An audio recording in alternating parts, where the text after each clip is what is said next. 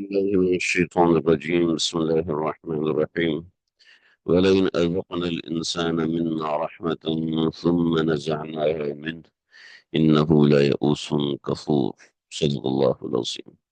بہت اہم آیت ہے وہ قرآن مجید کی تمام آیات، اور ہر آیت ہی ایک دوسرے کی نسبت زیادہ اہم ہے، مگر کچھ ایسی آیات ہوتی ہیں جو انسان کی دل و دماغ پہ یکدم اٹیک کرتی ہیں، وہ انسان کو ایسے ہلا کے رکھ دیتی ہیں کہ انسان واقعتاً ان کے سحر کے اندر آ جاتا ہے اور سمجھ ہی نہیں پاتا کہ یہ کتنی اہم بات تھی اور کتنی ایسی ضروری بات تھی جو میری زندگی کا حصہ تھی، اور قرآن مجید اس کو جھنجھوڑ کے رکھ دیتا ہے، انسان کو سمجھاتا ہے کہ کس طریقے سے اس کو یہاں پر چیز کو سمجھنا چاہیے، معاملات کو حل کرنا چاہیے۔ تو یہ آیات جو ہم آج پڑھیں گے یہ بھی انہی آیات میں سے ہے، اور ایک چھوٹی سی انشاءاللہ ہم ایک چھوٹی سی ایکٹیویٹی بھی اس نوعیت کی کریں گے جس میں آپ لوگوں کے اذہان کی خاص طور پہ توجہ مطلوب ہوگی۔ سورہ ہود آیت نمبر 9، وَلَئِنْ أَذَقْنَا الْإِنسَانَ مِنَّا رَحْمَةً۔ میں نے جو ہیڈنگ دی ہے وہ انسانی فطرت کا بیان ہے، اور انسانی فطرت کے ساتھ کچھ شکوے شکایت انسان سے اللہ رب العزت نے کی ہے۔ تو بیان فطرت انسانی ہے، اور بیان فطرت انسانی کا مطلب یہ ہرگز نہیں ہے کہ انسان اس فطرت پہ مجبور ہے، اس کو ایسے ہی کرنا پڑے گا، ایسے ہی رہنا پڑے گا۔ اللہ اکبر۔ چلیے جی، اب اس کا ترجمہ ہم سمجھتے ہیں۔ وَلَئِن، اور اگر پیچھے سے ملائیں، دیکھیں ایک چھوٹی سی چیز یہاں پہ رہے گی جو میں سمجھانا چاہتا ہوں۔ وَحَاقَ بِهِمْ، حاقہ کے ساتھ با آتا ہے، ٹھیک ہے؟ حاقہ کے ساتھ با ایز اے پروپوزیشن آتا ہے، جیسے ہم پروپوزیشن استعمال کرتے ہیں تو اس لفظ کا معنی بدلی ہو جاتا ہے۔ تو حاقہ کے ساتھ با کی پروپوزیشن آتی ہے تو اس کا معنی ہوتا ہے کہ چاروں طرف سے کسی کو گھیر لینا، اس کو کہتے ہیں حاقہ بھی، ہر طرف سے کسی شخص کو گھیر لینا، تو وہ حاقہ بہم، ان کو گھیر لیا جائے گا۔ اس کی ایک بڑی اچھی سی اگزامپل مجھے بطور تصویر ملی کہ دیکھیں جیسے یہ ہے، جیسے یہ ایک شیر ہے، یہ ایک شیر ہے، یہ ایک شیر، یہ درمیان میں ہے، ٹھیک ہے؟ یہ شکار ہے، ٹھیک ہے؟ تو ان سب نے اس کو چاروں طرف سے گھیرا ہوا ہے، ٹھیک ہے؟ تو یہ حاقہ اس کو کہتے ہیں۔ تو حاقہ بہم، ذہن میں قرآن مجید میں کئی مقامات پہ وحاق بہم کا لفظ آتا ہے، تو یہ آپ کے ذہن میں رہے کہ حاقہ کا یہ مطلب ہے، ڈائیگرام انسان کے ذہن میں چھپی رہ جاتی ہے، وہ انسان کو بہت کچھ سمجھا جاتی ہے، سکھا جاتی ہے، انسان کے ذہن میں وہ چیز چھپ جاتی ہے، بن جاتی ہے۔ تو یہ ہے۔ آگے دیکھیے، وَلَئِنْ أَذَقْنَا الْإِنسَانَ، بھی ایک تو یہ کرتا ہے، لیکن دوسرا اس کا مزاج کیا ہے، وہ یہ ہے۔ وَلَئِنْ، اور اگر، أَذَقْنَا، ہم مزہ چکھائیں، أَذَقْنَا، ہم مزہ چکھائیں، الانسان، انسان کو، منا، اپنی طرف سے، اور رحمتاً، نعمت کا مزہ، ہم انسان کو اپنی طرف سے اگر نعمت کا مزہ چکھائیں،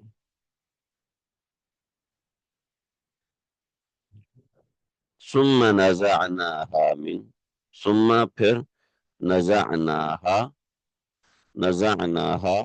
ہم چھین لیں اس سے، ہم واپس لے لیں، نزعناها واپس لے لیں، منہ اس سے، نزع حالت نزع جیسے ہوتی ہے نا، حالت نزع ہوتی ہے روح نکلنے والی جو ہوتی ہے۔ جب انسان مرتا ہے تو 3 عالموں سے گزرتا ہے، اور یہ جو 3 عالم ہیں، یہ 3 عالم ہر بندے پہ گزرتے ہیں، کسی کے ان 3 عالموں کو ہم دیکھ پاتے ہیں، کسی کے نہیں دیکھ پاتے ہیں۔ اللہ تعالیٰ عافیت اور سہولت اور آسانی کے ساتھ اس میں سے گزارے.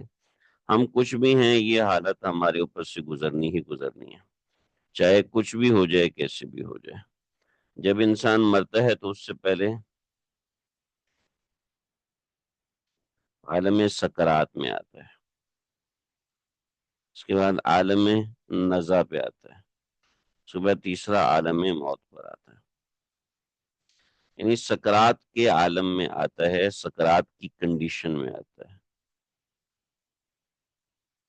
سکرات کی کنڈیشن میں آتا ہے، اس میں انسان کی آنکھیں پھٹنے لگ جاتی ہیں، اور غیبی چادر ہٹ جاتی ہے انسان کے سامنے سے. غیبی چادر ہٹ جاتی ہے اور انسان کچھ کچھ غیبی چیزیں دیکھنا شروع کر دیتا. پھر حالت نزع اسے کہتے ہیں کہ روح نکلنے کا وقت. روح نکلنے، نزع، نزع جسم روح کو اپنی طرف کھینچ رہا ہوتا ہے، اور جو دوسرا عالم ہے، عالم میں موت، روح کو اپنی طرف کھینچ رہا ہوتا ہے. تو ہمارے نزدیک تو یہ بیمار ہوتا ہے. جو لوگ سوتے میں مر جاتے ہیں، جن کو شوق لگا، اس شوق لگنے سے مر گئے، سر پہ گولی لگی تب مر گئے، وہ اگرچہ ہمیں نظر نہیں آ رہے ہوتے، مگر وہ سیکنڈز کے اندر ان عالم کو کراس کر لیتے ہیں. وہ ہمارے سیکنڈز ہوتے ہیں، ہمارے حساب سے سیکنڈز ہوتے ہیں. آخرت کا ٹائم ہی الگ ہے. اس لیے کہ جو وہ آخرت کا معاملہ ہے، وہ ٹائم اینڈ سپیس اس کا ایک الگ ہوتا ہے، الگ ٹائم اینڈ سپیس ہوتا ہے. ٹائم اینڈ سپیس زمان و مکان، اس کا ٹائم اینڈ سپیس الگ ہوتا ہے، ہمارا ٹائم اینڈ سپیس الگ ہے، اس دنیا کا ٹائم اینڈ سپیس الگ ہے. تو عالم سکرات ایک دوسرا ٹائم اینڈ سپیس کو اس کے ساتھ ہوتا ہے. عالم نزا اگرچہ اس دنیا میں ہو رہا ہے، مگر ایک دوسرے ٹائم اینڈ سپیس میں ہوتا ہے. پھر عالم موت ایک دوسرے ٹائم اینڈ سپیس کے اندر آتا ہے، جس کو ہم آخرت سے تعبیر کرتے ہیں. ٹھیک ہے، جس کے بارے میں اللہ رب العزت فی یوم کان مقدارہ 50,000 سنہ، 50,000 سال کا. ٹھیک ہے، اور الف سنۃ 1,000 سال. ٹھیک ہے، مما تعدون جو تم گنتے ہو نا، تو وہ 1,000 سال ہے. 50,000 سنہ 50,000 سال ہے. تو وہ ایک الگ چیز ہے، وہ ایک الگ دنیا ہے، وہ ایک الگ معاملہ ہے. اس دنیا سے بالکل ماورا ہوتا ہے. اس دنیا کے اندر تو آپ کسی چیز کو پکڑ سکتے ہیں، اس دنیا میں کسی بھی چیز کو پکڑنے کے اصول الگ ہوتے ہیں. ٹھیک ہے، اس دنیا کے اندر موومنٹ کے اصول الگ ہوتے ہیں. اس دنیا کے اندر آپ کچھ بھی کریں، آپ ذاتی طور پر اڑ نہیں سکتے. اس دنیا کے اندر آپ اڑ بھی سکتے ہیں، چل بھی سکتے ہیں، آپ جو ہے ٹیلی پورٹ ہو جاتے ہیں، مختلف قسم کی چیزیں ہوتی ہیں. وہ دنیا ہی الگ ہے. ہمارے پاس اس دنیا کو سمجھنے کا کوئی سبب نہیں ہے، بس ایک اندازے سے یہ چیزیں سمجھی جاتی ہیں. اور بہت سی چیزیں جو تحقیق سے سامنے آتی ہیں، مگر وہ تحقیق ظاہری بات ہے کوئی خود تو کرتا نہیں ہے، بلکہ ایک الگ ہی دنیا ہے، ایک الگ ہی معاملہ ہے. تو یہ جو 3 عالم ہیں، اس میں نزع، تو نزع چھیننا، ثم نزعناها من، پھر ہم اس سے وہ نعمت جب چھین لیتے ہیں تو کیا ہوتا ہے؟ بہت اہم سبق ہے، بہت اہم سبق ہے. انہو لیئوس کفور، تو وہ کیا ہو جاتا ہے؟ اللہ رب العزت نے 2 باتیں ارشاد فرمائی. انہو لیئوس، وہ ہو جاتا ہے مایوس، کفور اور ناشکرہ.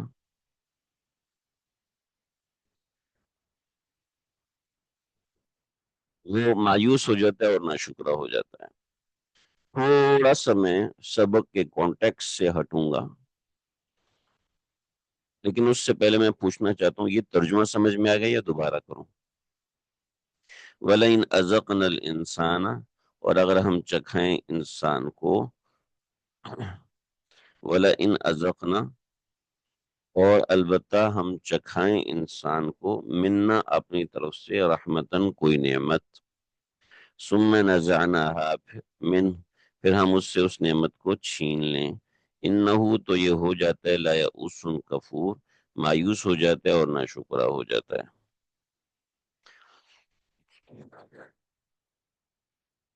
ہاں بھائی، معنی سمجھ میں آ گیا؟ اگلی بات کروں؟ کلاس پارٹیسپیشن کرنا چاہیے بھائی، آپ مجھے ساتھ ساتھ بتاتے رہیں تاکہ مجھے اندازہ رہے۔ چلے جی، معنی سمجھ میں آ گیا۔ اگلی ریکویسٹ ہے میری، اگلی درخواست ہے آپ سے، اس آیت کو اپنے ساتھ ریلیٹ کریں۔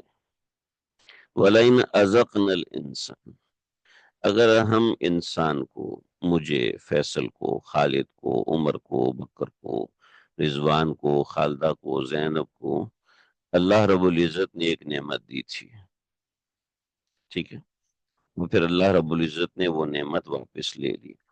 جیسے ایک میرے دوست ہیں، سمجھ لیں مسٹر ایکس، میرے ایک دوست ہیں، ٹھیک ہے؟ سرکاری آفیسر تھے، مال پیسہ بہت تھا، مگر دین ان سے چھینا جا رہا تھا۔ دین کے لیے انہوں نے سرکاری نوکری چھوڑ دی، دنیا میں آئے۔ پہلے اتنا کما رہے تھے فار ایگزامپل، پھر اتنا کمانے لگے، پھر اتنا کمانے لگے، پھر اتنا کمانے لگے، پھر اتنا کمانے لگے، ٹھیک ہے؟ یہ مثال دے رہا ہوں، ٹھیک ہے؟ پھر اچانک سے لاس آیا تو اس سے بھی نیچے چلے گئے، ٹھیک ہے؟ جب ان کی یہ کیفیت تھی تو ملنے کے لیے میں گیا، ملاقات میں کہنے لگے کہ فلاں گاڑی بک گئی۔ مجھے بڑا دکھ ہوا، بہت ماشاءاللہ تعاون کر، میرا ماشاءاللہ سارد والف تھا، انہوں نے بنوایا، اللہ ان کو جزائے خیر دے، ساری الماریاں انہوں نے لگوائیں، اللہ ان کو کروڑوں اس کی جزا دے۔ تو بڑا شوق لگا، ظاہر بات ہے ایسے لوگوں کے ساتھ دلی تعلق ہو جاتا ہے، دلی محبت ہو جاتی ہے، اور بڑا مجھے شوق ہوا، میں بڑا رنج ہوا مجھے، یار یہ کیا ہوا اللہ جی اس بندے کے ساتھ یہ۔ لیکن کیا ہوا، اس سے جب ڈائریکٹ اس پہ آئے، ٹھیک ہے، تو کہنے لگے کہ یار میں یہ کام نہ ہی چھوڑتا تو اچھا تھا نا۔ تو وہاں میں نے ان کو یہ آیت سنائی۔ اب اللہ رب العزت نے جوانی کی نعمت دی تھی، ٹھیک ہے؟ اللہ رب العزت نے صحت کی نعمت دی تھی، اللہ رب العزت نے ایکٹیو رکھا ہوا تھا، اللہ رب العزت نے خوبصورتی کی نعمت دی تھی، اللہ رب العزت نے مال کی نعمت دی تھی۔ وَلَئِنْ أَذَقْنَا، أَذَقْنَا کا لفظ بتا رہے ہیں، أَذَقْنَا کا لفظ کیا بتا رہے ہیں؟ أَذَقْنَا کہتے ہیں چکھنے کو، یہاں تو ہم دینے کے معنوں میں کر رہے ہیں، مگر لفظی معنی بڑا معتبر ہوتا ہے، لفظی معنی کے اندر بڑی اہمیت ہوتی ہے۔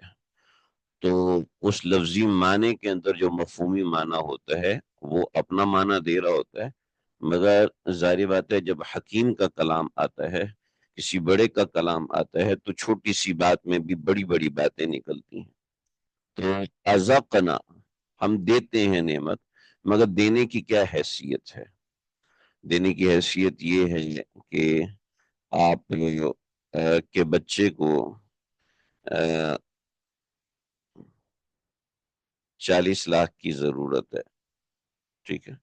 4 ملین چاہیے، اور آپ کے پاس ہیں 8 ملین، ٹھیک ہے؟ تو آپ اپنے بچے کو کتنا دیں گے؟ ٹھیک۔ اور دوسری طرف آپ کا ایک دوست ہے، اجنبی ہے، اچھا انسان ہے، اس کو 40 لاکھ چاہیے، آپ اس کو کتنا دیں گے؟ دونوں میں فرق ہے۔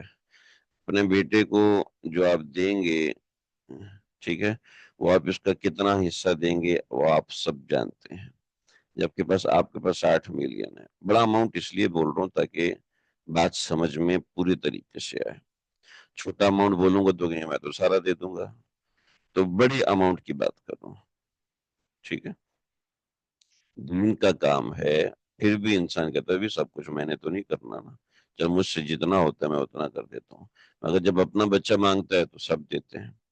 اب جب کوئی اجنبی مانگ رہا ہے تو اس کو جو دینا ہوتا ہے اس کو تعبیر کریں گے ازاقنا سے، ٹھیک ہے، ہاں عطا سے تعبیر نہیں کریں گے، اذاقنا سے۔ اللہ نے دنیا میں جو بھی نعمت دی ہے، یقین کیجئے وہ چکھنے کی حد تک دی ہے۔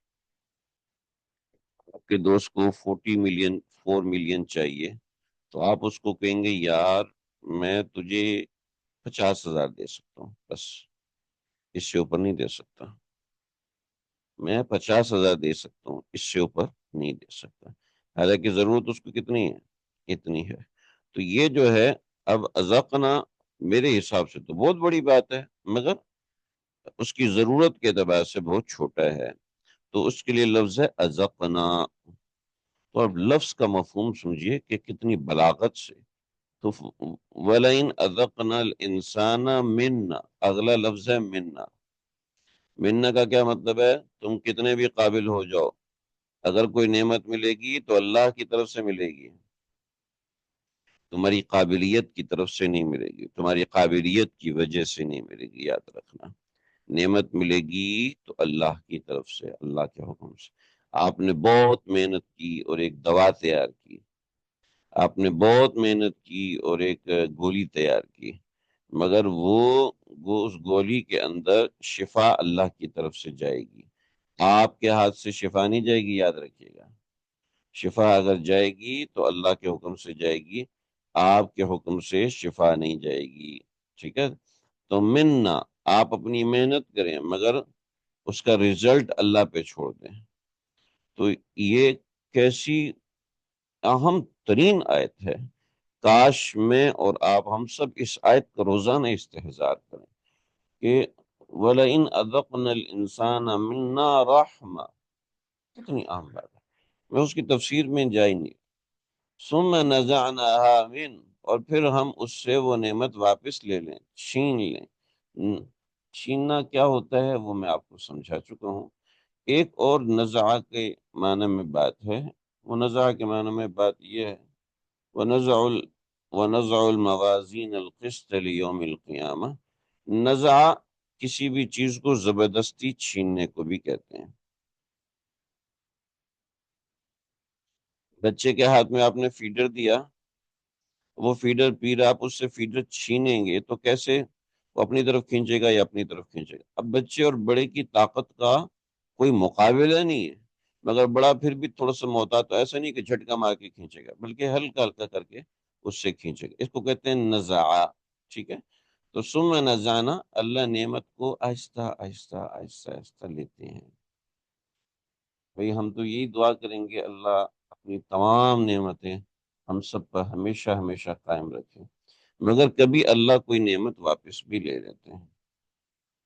تو ثم نزعناها، چنانچہ یاد رکھیے گا، یاد رکھیے گا، یاد رکھیے گا، یاد رکھیے گا، کاش کاش میرے پاس کوئی ایسے الفاظ ہوں کہ میں ان الفاظ کے ذریعے سے سینوں میں یہ بات اتار دوں، پیوست کر دوں، جس سے کیل ٹھوکتے ہیں نا ہتھوڑا مار مار کے، ایسے ایسے یہ بات ٹھوک دوں۔ آج آپ کے پاس مال ہے، خبردار کبھی اس مال کو اپنا مال سمجھا،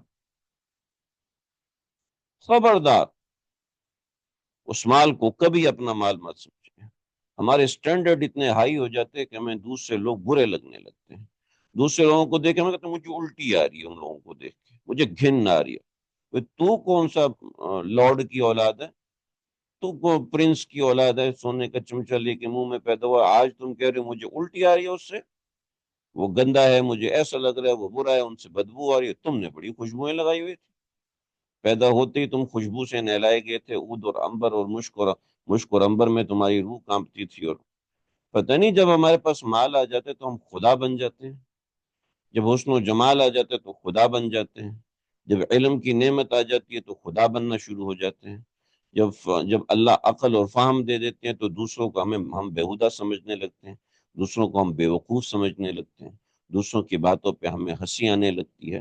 یہ ایسی خطرناک چیز ہے جو کہ شدید نقصان دہ، شدید ترین نقصان دہ ہے، اور ایسی کیفیت ہو تو اللہ سے معافی مانگنی چاہیے کہ آج اللہ نے دیا تو اپنے پیسے کے اوپر گھمنڈ کرنا، اللہ نے علم دیا ہے تو اپنے علم پہ گھمنڈ کرنا، اللہ نے اچھا ڈاکٹر بنایا تو اپنی ڈاکٹری پر گھمنڈ کرنا ہے، دوسروں کو تو آتے ہی کیا ہے، دوسرے تو ایسے ہیں، دوسرے تو ویسے ہیں۔ اللہ نے آپ کو ایک ہنر دیا ہے، اس ہنر کے اوپر ایسے گھمنڈ اور اطرانا نہیں۔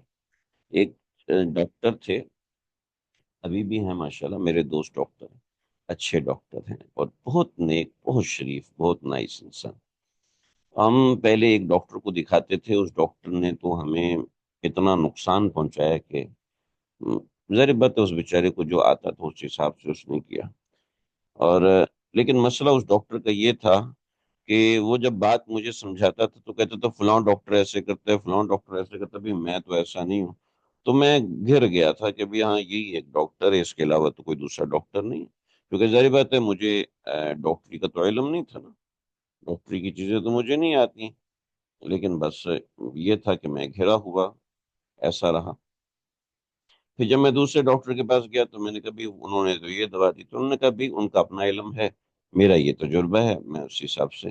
تو مجھے شاکنگ ہوا کہ جو سمجھدار لوگ ہوتے ہیں نا وہ دوسروں کے اوپر اتنی توجہ نہیں دیتے، وہ دوسروں کے اوپر اتنا زیادہ نہیں اپنا دماغ لڑاتے کہ فلاں نے ایسا کیا، فلاں نے ایسا کیا۔ ہمیں لوگوں کے دموں سے فرصت نہیں، ہر وقت کبھی اس کی ناک میں دم میں ناک لگائیے، کبھی اس کی دم میں ناک لگائیے۔ اللہ نے مال دے دیا، اللہ نے علم دے دیا، اللہ نے رزق دے دیا، اور اس کا گھمنڈی ختم نہیں ہو رہا، تو یہ بہت خطرناک چیز ہے جو ہمارے معاشرت کی کمزوری اور معاشرت کی برائی ہے۔ تو بھائی اس کا خیال رکھیں کہ ایک آیت ہے مگر پیغام بہت زبردست ہے، تو ثم نزعناها من، پھر ہم اس سے اس کی نعمت کو چھین لیتے ہیں۔ تو ذہن میں رہے کہ نعمت اللہ تعالیٰ دیتے ہیں اور نعمت اللہ تعالیٰ ہی چھینتے ہیں۔ جب اللہ تعالیٰ نے نعمت دی ہے تو اب اللہ تعالیٰ اس نعمت کو اگر چھین رہے ہیں تو اس سے ہر حال میں راضی رہنا ہے۔ تو جب نعمت ملی ہوئی ہے تو اس نعمت کی قدر کرتے ہیں۔ لیکن انسان کے ساتھ کیا ہوتا ہے، جب نعمت اللہ تعالیٰ اس سے واپس لے لیتے ہیں، اس سے چھین لیتے ہیں، تو اس کے اندر دو باتیں آنے لگتی ہیں۔ ہاں، پھر میں یہ کہوں گا کہ اپنے آپ کو میں بھی اس اسٹیٹ میں رکھوں، آپ بھی اس اسٹیٹ میں رکھیں، پھر اس آیت کو سمجھیں۔ انہ لا یئوس کفور، مایوس ہو جاتا ہے اور جو نعمت ملی ہوتی ہے اس کی ناشکری کرنے لگتا ہے، مایوس ہو جاتا ہے اور ناشکری کرتا ہے۔ فیملی کی کچھ خواتین مجھ سے رابطے میں تھیں، ہیں آپ بھی ہیں ماشاءاللہ سے، ان کا والدین جب حیات تھے تو بڑے شکوے گلے ہوتے تھے کہ والدہ نے یہ کر دیا، والدہ نے وہ کر دیا، ایسا ہو گیا، ویسا ہو گیا۔ والد کا انتقال ہو گیا تو اب اس بات کا رونا ہے کہ والد صاحب چلے گئے، ہم نے ان کی عزت نہیں کی، قدر نہیں کی۔ کیا ہوا؟ پہلے بھی ناشکری تھی، اب بھی ناشکری، پہلے اس وجود کی ناشکری تھی، اب ان کے چلے جانے کی ناشکری، اور اس کے ساتھ مایوسی نے آگ گھیرا ہوا ہے، مایوسی نے پکڑا ہوا ہے کہ انسان اپنے آپ کو مایوس کر لیتا ہے۔ تو یاد رکھیے جب نعمت انسان سے چھنتی ہے تو انسان اپنے آپ کو گڑھے میں گرا لیتا ہے۔ جیسے میں نے اپنے ساتھی کا واقعہ سنایا کہ کمائی ان کی یہاں پہنچ گئی، ایسے ایسے اوپر گئی کمائی، یوں کمائی ان کے اوپر چڑھی اور پھر یوں نیچے آئی، یوں نیچے آئی۔ تو کمائی چڑھی تو یوں، مگر آئی یوں، اس سے زیادہ تیزی سے نیچے آئی۔ مایوس ہو گیا کہ اب تو میرا کچھ نہیں بن سکتا، اب پتہ نہیں کیا بنے گا، اب پتہ نہیں کیا ہوگا۔ ایسے ہی جب نعمت ہم سے چھنتی ہے تو ہم مایوس ہو جاتے ہیں، سمجھ رہے ہوتے ہیں یہ میں نے اسٹرگل کی ہے، یہ اسٹرگل میں نے کی ہے اور یہ میری ناکامی ہے۔ حالانکہ اس کا دوسرا پرسپیکٹو ہے کہ یہ اسٹرگل میں نے کی ہے مگر دینے والے اللہ ہیں۔ پہلے کس نے دیا؟ اللہ نے دیا۔ اب کس نے دیا؟ اب بھی اللہ نے دیا۔ پہلے دینے والی ذات اللہ کی اور اب بھی دینے والی ذات اللہ کی ہے، لہذا مایوس نہیں ہوں میں۔ سمجھا نہیں پا رہا ہوں اس آیت مبارکہ کو کہ اس میں اتنا بڑا پیغام ہے. اور خود میں اس ایک سچویشن سے کئی بار گزرا ہوں کہ بس یار اب کیا ہو، اب کیا ہوگا.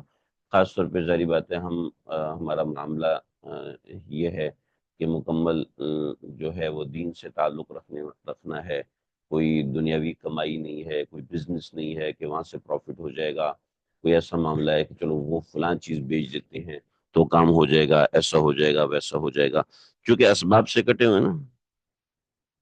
جو لوگ اسباب سے جڑے ہوتے ہیں کچھ نہ کچھ ان کی نظر اسباب پہ ہو جاتی ہے. ہم تو اسباب سے ہی کٹے ہوئے ہیں. ہمارا کوئی باس ہے، وہ اتنے پیسے کرتا ہے، وہ اتنی وہ معاملہ کرتا ہے، مایوسی ہو جاتی ہے.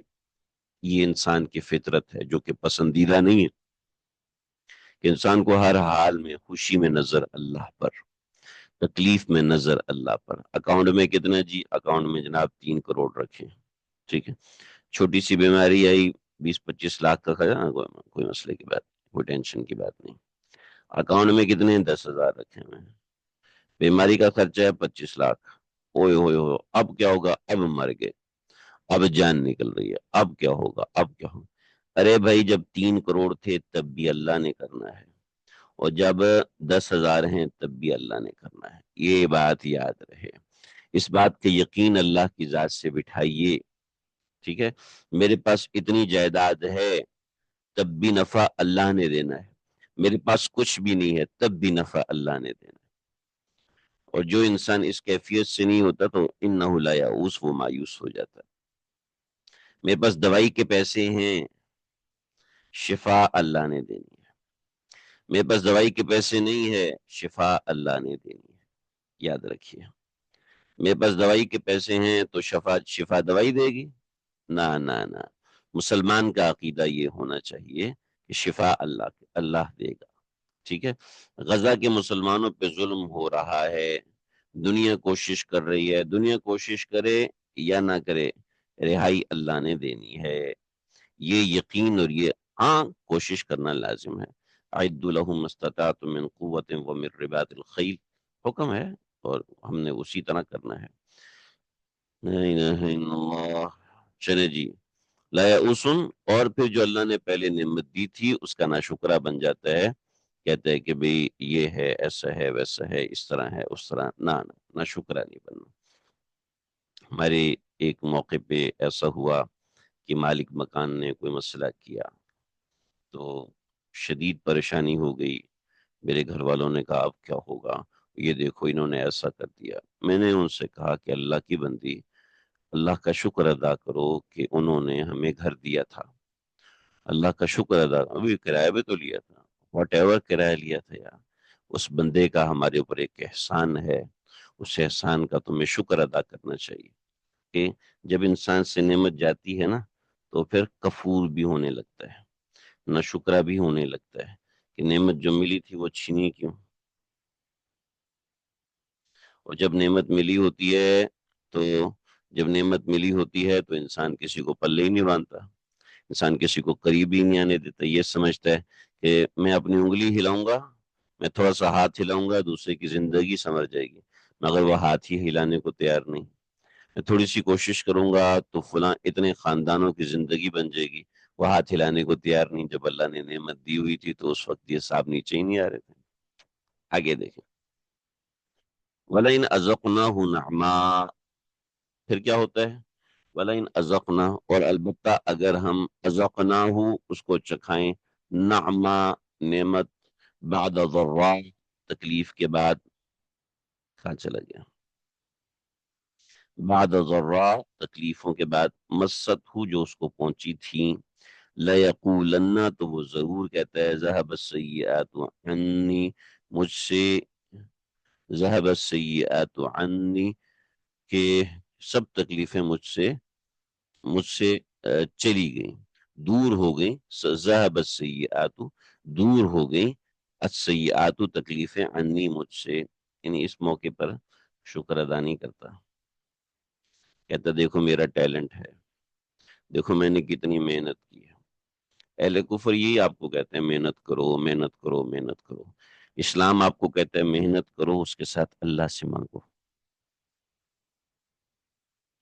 محنت کرو مگر ساتھ اللہ سے مانگو۔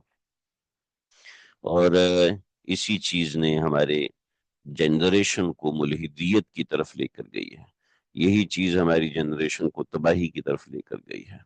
اللہ ہماری جنریشن کی حفاظت فرمائے، ہمارے ایمانوں کی حفاظت فرمائے۔ تو وَلَئِنْ أَذَقْنَاهُ نَعْمًا، یاد رکھیے گا نعمت اللہ ہی دے گا، اللہ کے علاوہ کوئی نہیں دے سکتا۔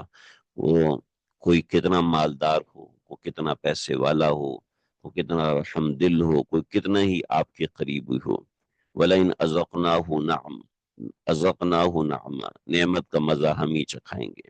بعد ضراء، تکلیف کے بعد، آج آپ تکلیف میں ہو، آج آپ بیماری میں ہو، آج آپ کے گھٹنے میں پین ہے، آج آپ کی کمر میں تکلیف ہے، آج آپ کے فلاں مسئلہ ہے، آج آپ کے فلاں مسئلہ ہے، اذقناہ نعما بعد ضراء مست، کہ جو تکلیف اس کو پہنچتی ہے اس کے بعد جو نعمت، وہ ہم ہی دے، ہمارے علاوہ کوئی نہیں دے سکتا۔ لَيَقُولَنَّ، لَيَقُولَنَّ تو کہنے لگتا ہے، لَيَقُولَنَّ تو کہنے لگتا ہے ذَهَبَ السَّيِّئَاتُ عَنِّی، مجھ سے برائی دور ہو گئی۔ إِنَّهُ لَفَرِحٌ فخور، وہ اترانے والا اور فخر کرنے والا ہو جاتا ہے۔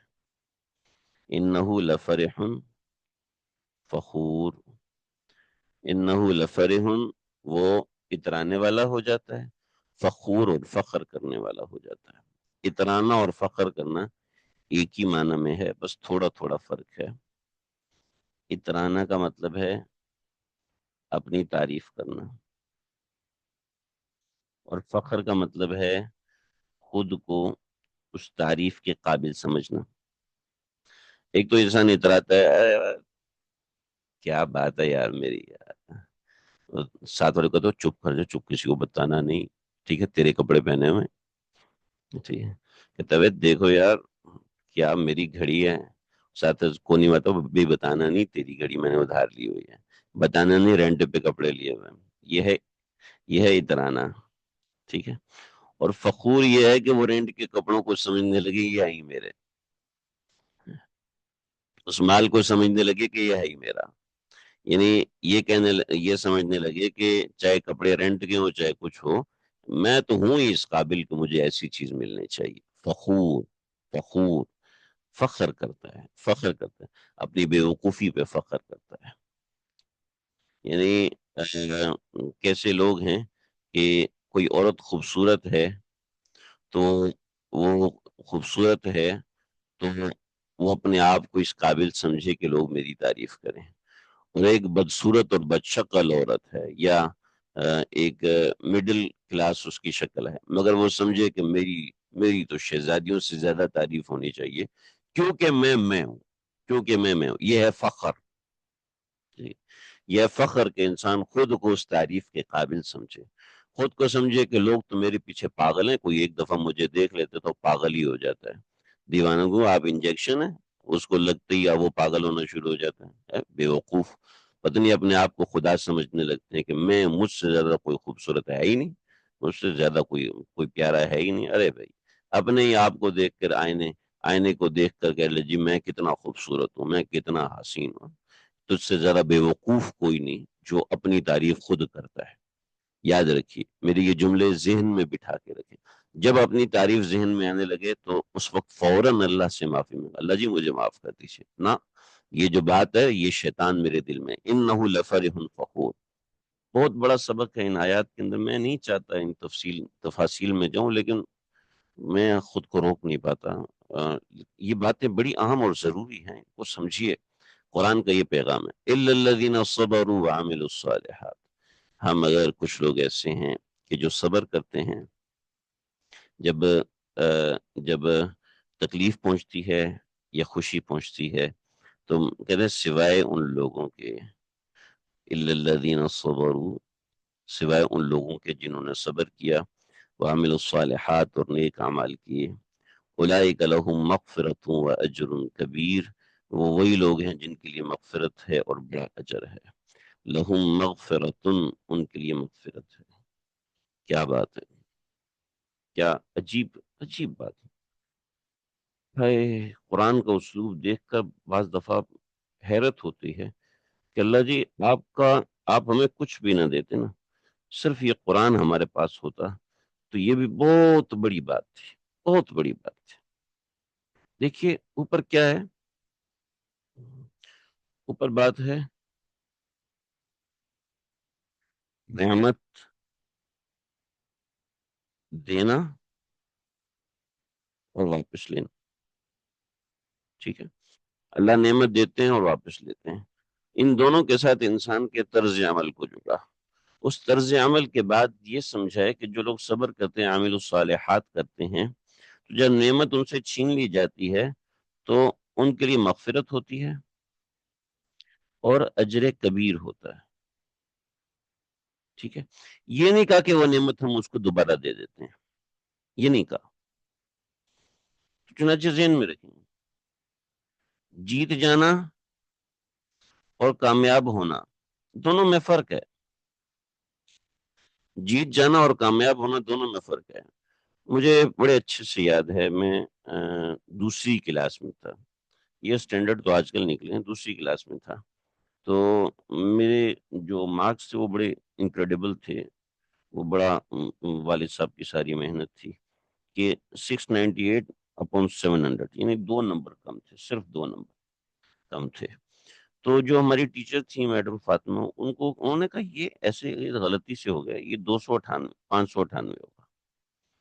तो ये लगाया और उन्होंने स्कूल में पोजीशन अनाउंस की और वो सब हुआ। जब मेरे मार्क्स अब्बा ने देखे तो अब्बा स्कूल पहुंच गए और उन्होंने बात की, तो वो टीचर बड़ी शर्मिंदा हुई, आर्ट मास्टर बड़े शर्मिंदा हुए। मुझे उन्होंने 150 रुपये गिफ्ट किए और मेरी टीचर ने 70 रुपये मुझे दिए। अब एक है कामयाब होना और एक है जीत जाना। ठीक है, तो दोनों में फर्क है। कामयाब होना अलग होता है और जीत जाना अलग होता है। ठीक है, तो बजाय तो जीता दूसरा, मगर कामयाबी मेरे हाथ में है। तो ऐसे ही अल्लाह ने ये नहीं कहा कि जब वो सब्र करते हैं, अमल साले करते हैं, तो मैं उसको वो नेमत वापस कर दूं ना। नजर आप अल्लाह पे रखिए, अल्लाह हो सकता है उससे कई गुना बहुत बड़ी चीज दे दें आपको। आप कहते हो जी मुझे वही वाला 100 रुपए का परफ्यूम चाहिए, अल्लाह ने आपके लिए पीछे 10,000 वाला परफ्यूम रखा है और आप उस 100 रुपए वाले के पीछे पागल हो रहे हो। ठीक है, मगफिरतुन, और ये 100 और 1000 तो दुनियावी फर्क है, अल्लाह के यहाँ तो बड़ी चीज है, वो अजरुन कबीर, और बहुत बड़ा अजर, बहुत बड़ा अजर। यहाँ एक बात मुकम्मल हुई। अब हम अगली बात की तरफ आते हैं।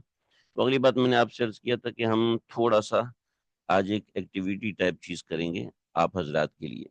लेकिन ये तीसरा दावा है, मगर इसका मैं सिर्फ तर्जुमा करूंगा और कुछ चीजें मैं आपके ऊपर छोड़ूंगा। ला इलाहा इल्लल्लाह। इस मौजू के ऊपर कि जो लोग समझते हैं कि सिर्फ तर्जुमा पढ़ लिया, तर्जुमा पढ़ लो, बहुत अच्छा है जी। अजरुन कबीर दुनियावी हो सकता है, उखरवी भी उखरवी अजर भी हो सकता है। मगफिरत भी दुनियावी हो सकती है, उखरवी भी हो सकती है, और हो सकता है दोनों हो, और अजर कबीर दुनियावी भी हो और उखरवी भी हो, दोनों। जो लोग सिर्फ तर्जुमा पढ़ते हैं, कहते जी तर्जुमा कुरान समझ के पढ़ो जी, कुरान समझ के पढ़ो, ठीक है जी, समझ के पढ़ते हैं। आप जरा इस आयत को पकड़िए, इस आयत को समझिए, और समझकर आप अपने जहन से सोचिए कि इस आयत का जो मतलब है वो तर्जुमे के एतबार से काबिल कबूल है या नहीं है। फलअल्लका, शायद के, बस शायद के,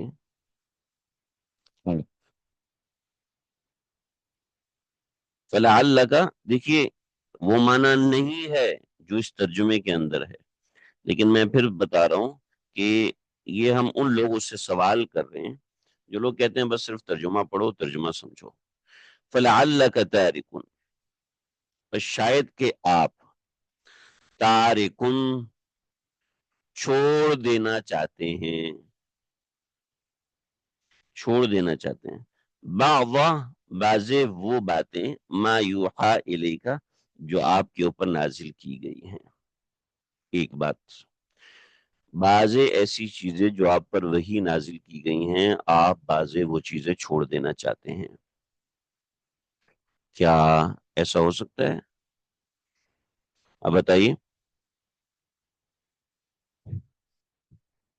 ذرا بتائیے کیا ایسا ممکن ہے کہ پیغمبر وہ باتیں چھوڑ دیں جو اللہ تعالیٰ نے بیان فرمائی؟ کیسا ہو سکتا ہے پیغمبر نماز چھوڑ دیں؟ ایسا ہو سکتا ہے کیا پیغمبر روزہ چھوڑ دیں؟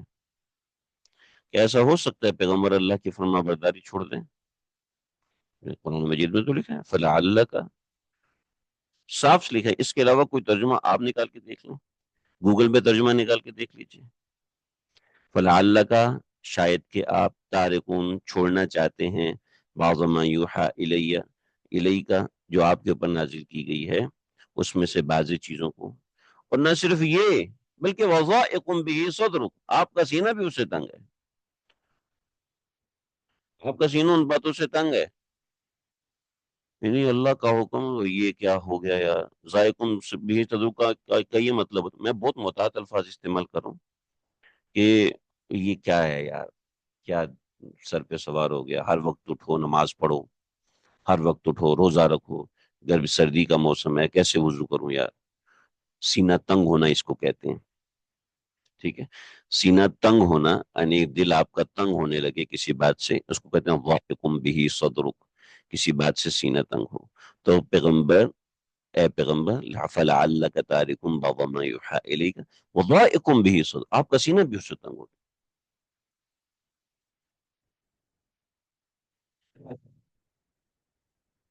ہاں جی، ذرا سمجھیے، اس کے بعد این یقولو، آپ کا سینہ اس بات سے بھی تنگ ہو کہ این یقولو کہ یہ لوگ کہیں لولا انزل علیہ کنز، کہ کیوں نہیں نازل ہوا ان کے اوپر کوئی خزانہ، او جاء معہ ملک، یا آپ کے ساتھ کوئی فرشتہ آ گیا ہو، ٹھیک ہے؟ تو وضائقم به صدرک تو اگلی آیت سے جڑ سکتا ہے، اس کی کوئی نہ کوئی تعویل ہو سکتی ہے، لیکن فلعلک تارک بعض ما یوحی کی کیا تعویل کریں گے؟ ان یقولوا لولا انزل علیہ کنز، آپ کا سینہ اس بات سے تنگ ہونے لگے کہ یہ لوگ کہیں کہ ہمارے اوپر کوئی خزانہ نازل کرو، او جاء معہ ملک، یا ان کے پاس کوئی فرشتہ آ جائے، ٹھیک ہے؟ ان کے ساتھ کوئی فرشتہ، وجاء او جاء معہ ملک، اب یہ دیکھیے یہاں تک بات ہوگی، کیا مطلب ہے اس کا اور کیا معنی ہے اس کا؟ آپ اپنے الفاظ میں اس کی تعویل کر کے کرنے کی کوشش کریں۔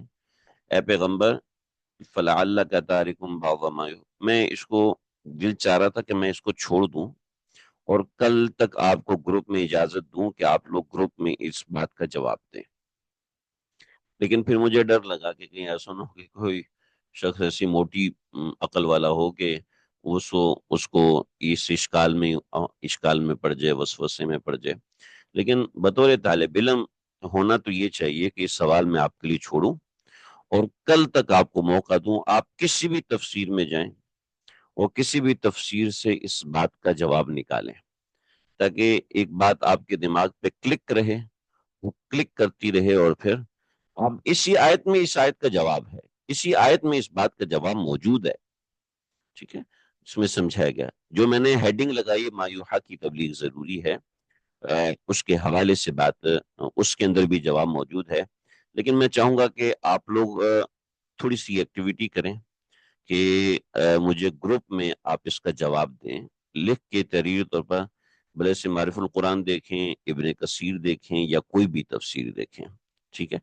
تفسیروں میں دیکھیں، جہاں سے آپ کو سمجھنے کی کوشش ہو وہاں سے آپ سمجھیں، سمجھنے کے بعد آپ اس کا جواب تیار کر کے گروپ میں بھیجیں، مختصر بھیجیے، 10 لائن سے زیادہ نہ ہو، مختصر ہو، 10 لائن یعنی 100 150 الفاظ میں ہو، اس سے زیادہ اتنا لمبا جواب بنانے کی ضرورت نہیں، اور برائے مہربانی یہ جو کاپی پیسٹ والے ہیں ان سے میں کہوں گا کہ کاپی پیسٹ نہ کریں، جو آپ کو سمجھ میں آتا ہے اس کو بھیجیں، تاکہ میں سمجھوں کہ آپ کا کانسیپٹ کیا بن رہا ہے اس آیت کے بارے میں، میں بھی آپ لوگوں کی جوابات بالکل درست ہوں، میں اس کے اوپر مطمئن ہو جاؤں گا، تو انشاءاللہ میں بتا دوں گا کہ بھی یہی جواب صحیح ہے، مجھے کوئی آپ کو لمبا جواب نہیں دینا، لیکن مجھے یہ دیکھنا ہے کہ آپ لوگ اس آیت کا مطلب کس طریقے سے نکالیں گے۔ کوئی ملحد کھڑا ہو جائے تو تمہارے نبی کو تو اللہ نے خود ہی کہا تارکم بعض ما یوحی الیک، آپ تو بہت سی حدیث بہت سی وحی کی چیزیں چھوڑ دیتے ہیں، چنانچہ پیغمبر جب چھوڑ رہے ہیں تو ہم کون ہوتے ہیں دین پہ مکمل عمل کرنے والے؟